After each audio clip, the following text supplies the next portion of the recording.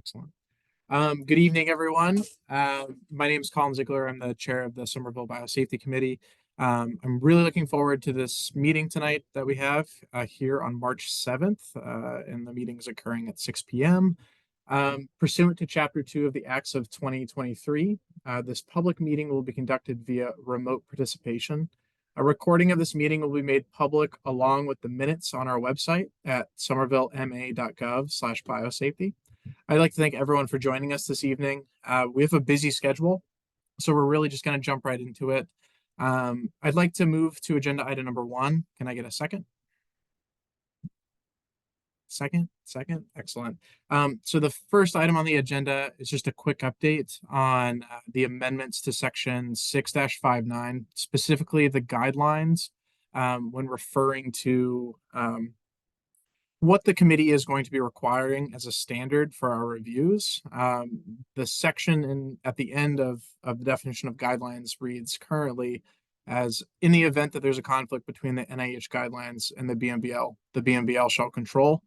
We're altering that language to ensure that we can require the more restrictive of the two when it comes to biosafety level 3 laboratories or work that is operating at biosafety level 2, but there may be some concerns about what's being researched or developed.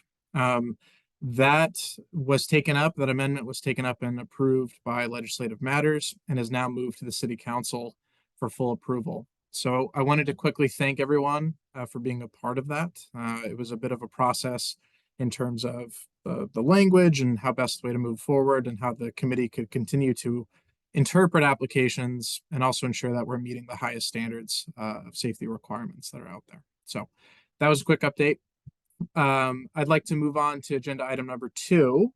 Do I have a second? Seeing seconds. Awesome. So the next item is going to be having Sale, the company that was former LaRonda, if I'm saying that correctly, on their current permit located at their 101 South Street, levels 2 and 4. They're going through the decommissioning process, but are asking for a slight extension as for their operations as they go through the decommissioning process and moving out. And do we have a representative from Sale this evening? That's me, Jenna. So I'm actually going to hand it over to Jenna. And Jenna, can you let me know if you can share your screen, if you have that option? I do, yes. Let me see here. All right. Let me get everybody present. Awesome. All right, can everybody see the presentation? Looks great. Great, awesome. Yeah, so Sale is exiting 101 South Street in Somerville. We're moving our operations back over to Cambridge as part of a merger that we're going through right now. So on March 15th, Sale will stop all research activities on the 2nd and 4th floor. But we will have some studies continue in the animal care facility on the 6th floor. The animal care facility is run by Celerity, another company in the building, and we sublease some space from them in that animal care facility.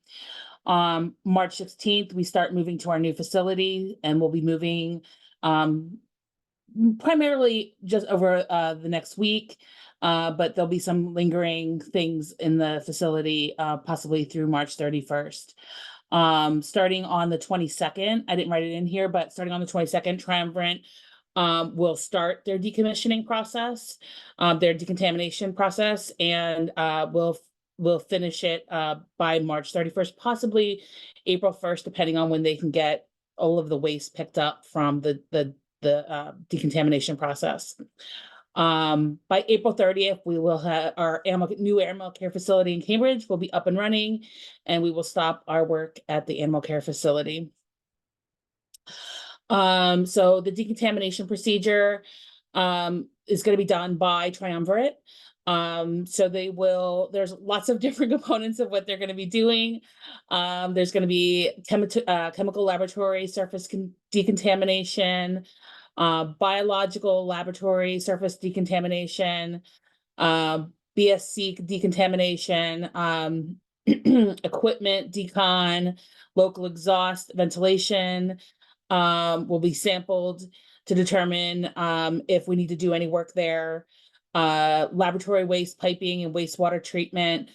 We share our wastewater ways with with the other companies in the building, so there's probably not a lot to do there, although they will clean traps and test for some things. The operational areas, there's not much to do there. Waste management, they will transport all of our waste offsite by the end of the month.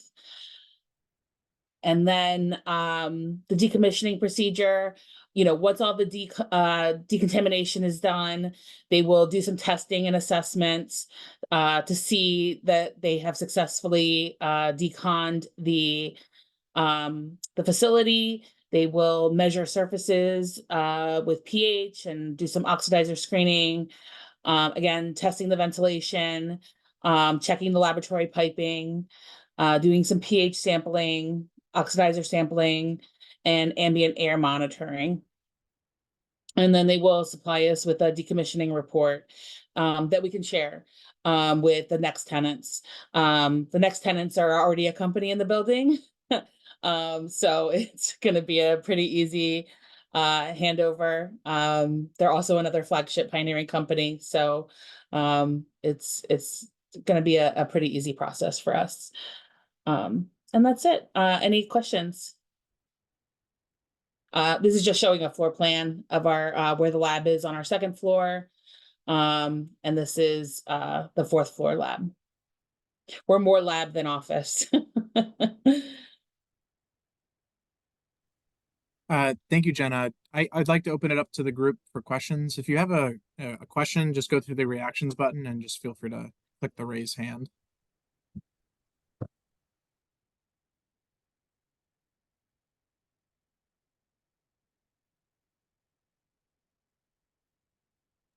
Michael.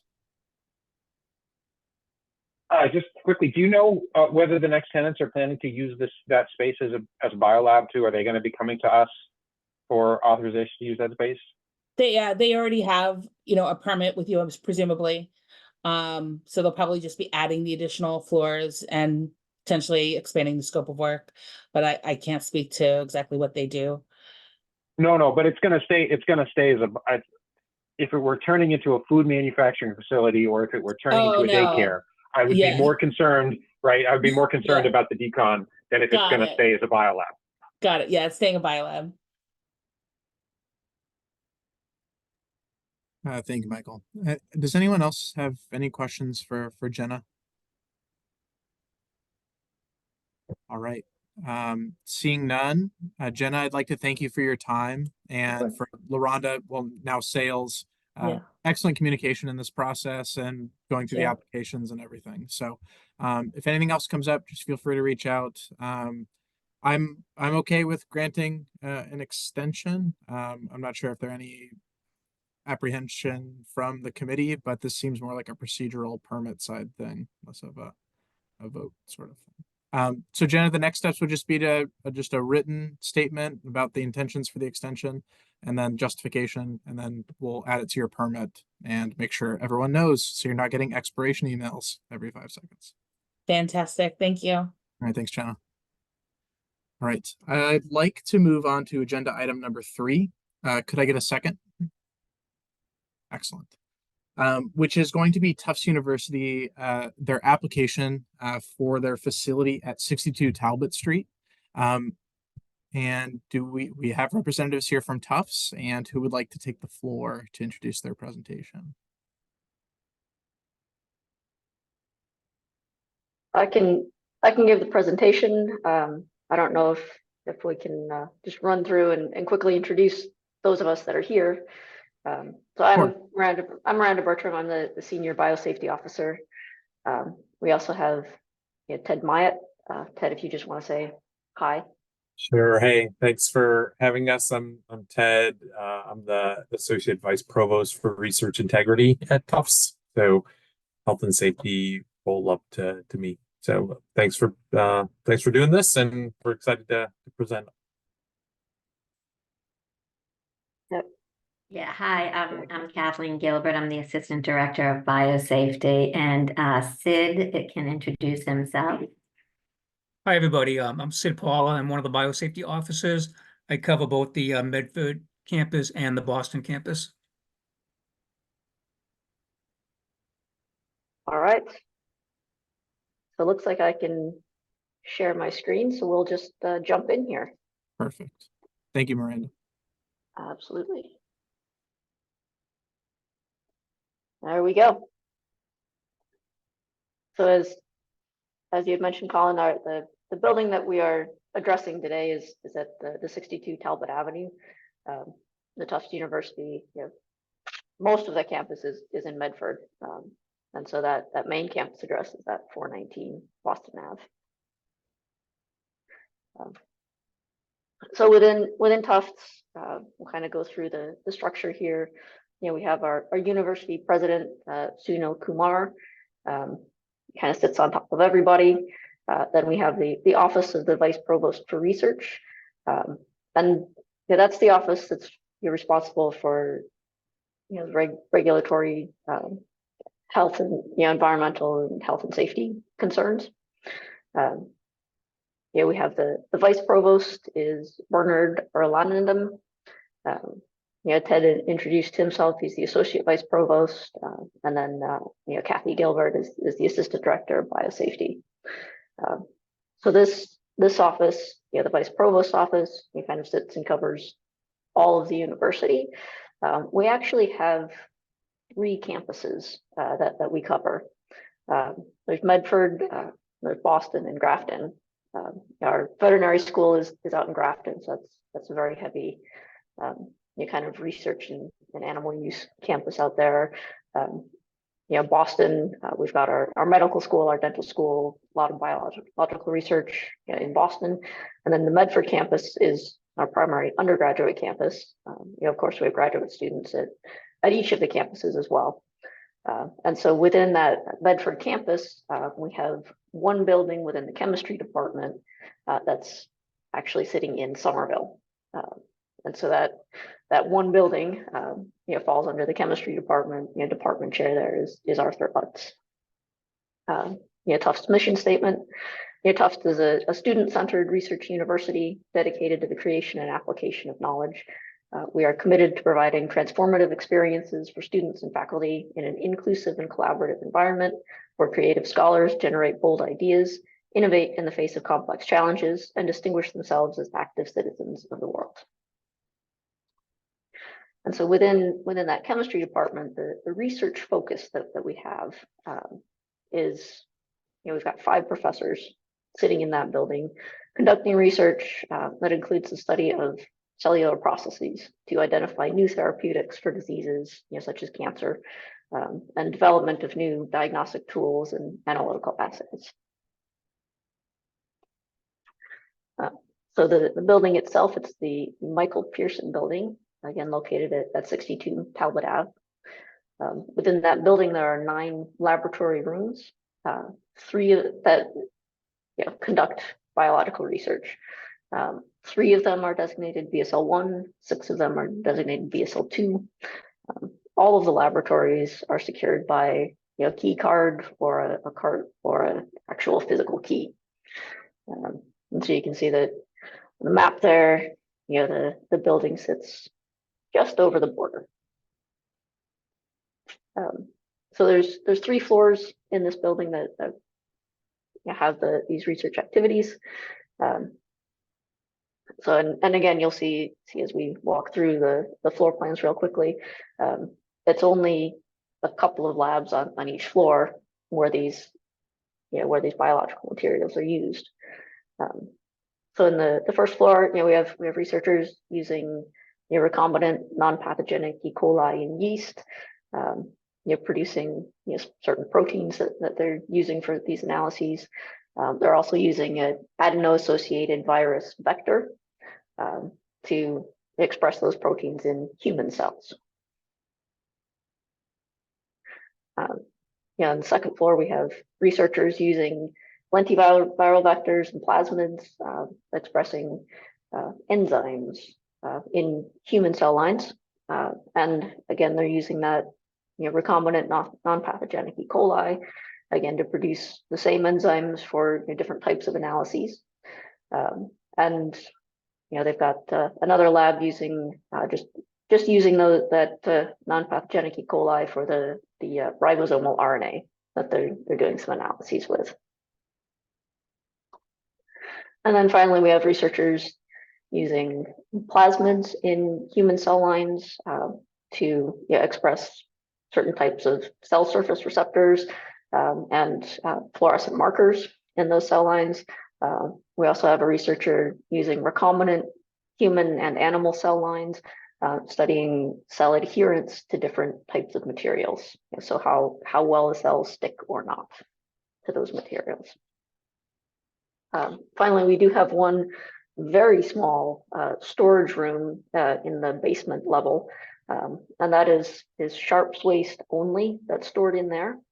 All of the non-sharps biological waste is picked up directly from each laboratory, and we use a licensed vendor for offsite disposal. I talked a little bit about kind of what they're doing, broad picture, what their goals are, the specific activities within those laboratories. Those non-pathogenic E. coli and yeast, they're used at the BSL-1 level. Primarily, these labs are doing things like pipetting and centrifuging and sonicating those cells to get at the proteins that they're expressing. The AAV, the adeno-associated virus vector, and the lentiviral vectors, human cell lines, those are all used at BSL-2 and always within biosafety cabinets. Again, similar activities, the pipetting, the centrifuging. In those laboratories, the centrifuges all have aerosol-proof rotors or safety cups. All of the laboratories have directional airflow into the laboratory from the hallway. The surface disinfection primarily with our standard 10% bleach and 70% ethanol. And as I mentioned on the last slide, all of the bio-waste, non-sharps bio-waste, is collected and packaged for pickup by a licensed vendor for offsite treatment and disposal. And so I haven't mentioned each of these agents as we've gone through. They are listed in the table along with their risk groups and biosafety levels. And that is it. That is the entirety of the agents used in this building. We do have a fairly robust training program. Our training is administered through the Tufts Online Learning Center. So it's a take as on your own time online course. Each person is required to take an initial training prior to starting in the lab, and then a refresher training, regularly based on the timetable of that specific training. Each time they take a training, there's a quiz at the end that they have to pass, and then they get their certificate. So we do maintain 3 trainings for the lab. Everyone has to take 2. So they will take either BSL-2 and bloodborne pathogens or BSL-1 if they're only using BSL-1. The biosafety team, kind of maintains those trainings. We also have a general lab safety training, and that is an annual training that the lab safety team kind of maintains and updates each year. The BSL-1 training is kind of our odd one out in that we require a refresher only every 3 years. BSL-2, like the lab safety training, is an annual refresher.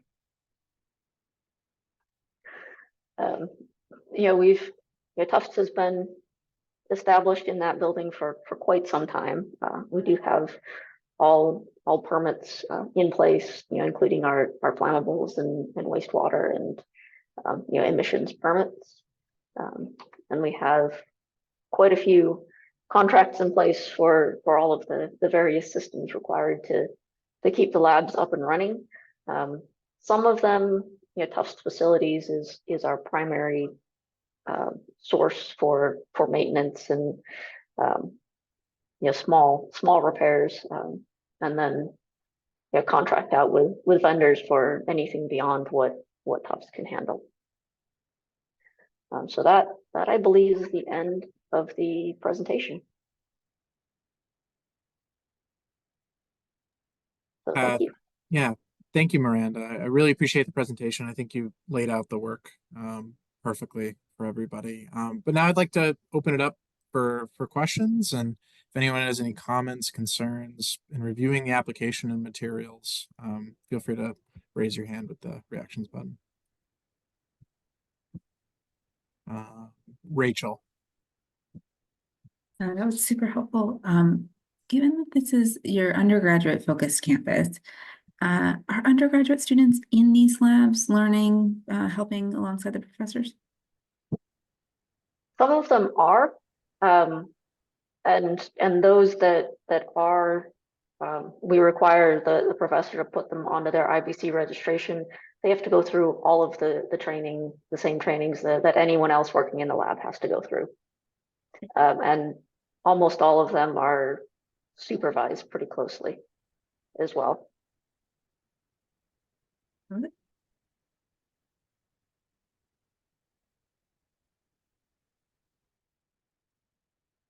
I just add to that, Miranda, like you said, typically they're supervised closely.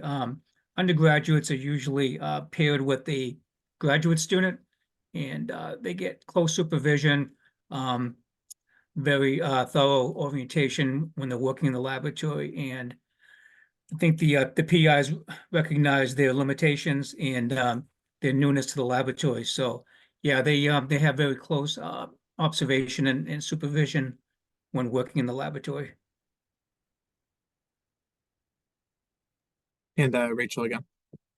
Yeah, so my role here is I'm the Director of Economic Development. And so one of the things that I am excited about with that is also just the opportunity to teach those students, one, the lab skills, but also one of the things we've been thinking about like this list that you have up here right now are all of the career pathways and opportunities in the life science industry, and the different ways that someone might be able to use their coursework in chemistry or a degree in it going forward. And so I think, those are great opportunities. And to me, I think one of the values here is to be able to potentially teach those students what the biosafety landscape looks like, so they may consider careers this way in the future. Yeah, excellent points, Rachel. Definitely. Michael.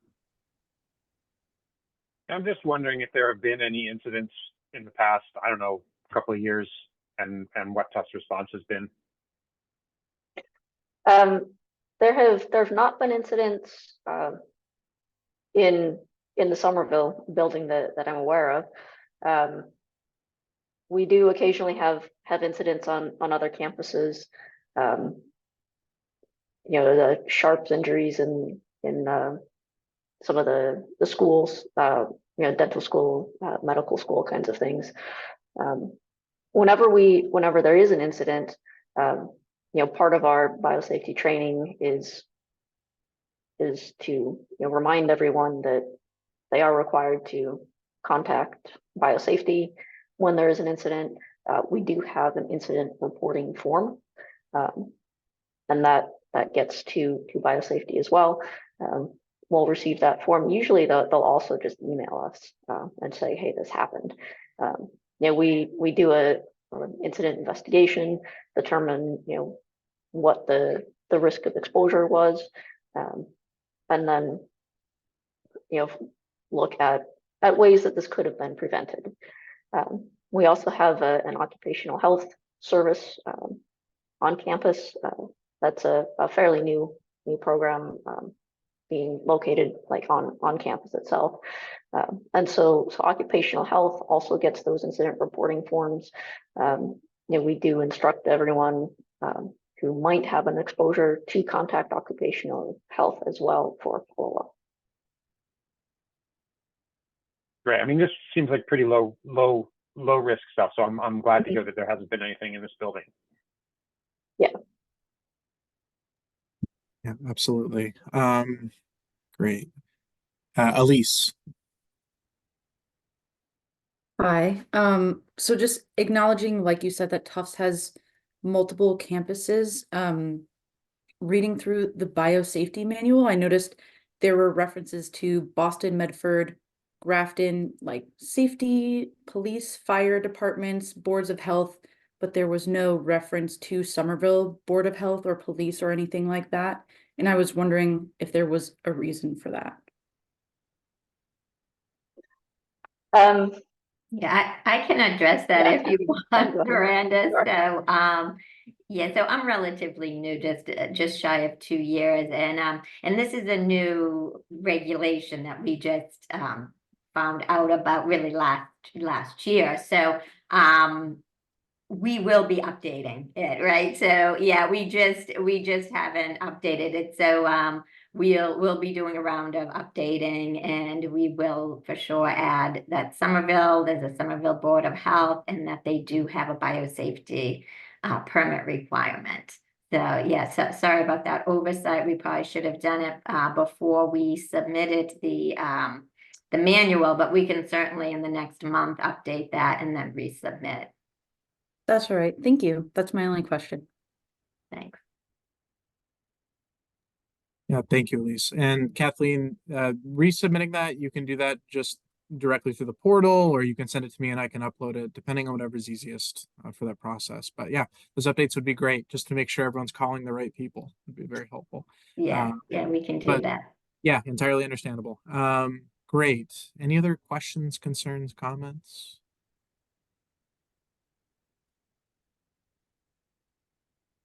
Good.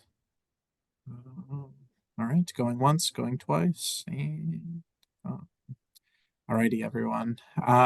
So, oh, sorry, my thing's just glitching out, and we're back. Okay, all right. So thanks everyone for your time, and thanks to representatives from Tufts for presenting about the work that's going on at this facility. It's very exciting to have Tufts here and doing all the great work here. But I'd like to move to vote this permit as completed, not approved yet, but completed. So we can finalize that and then vote for approval at the next meeting, which we can do in the near future.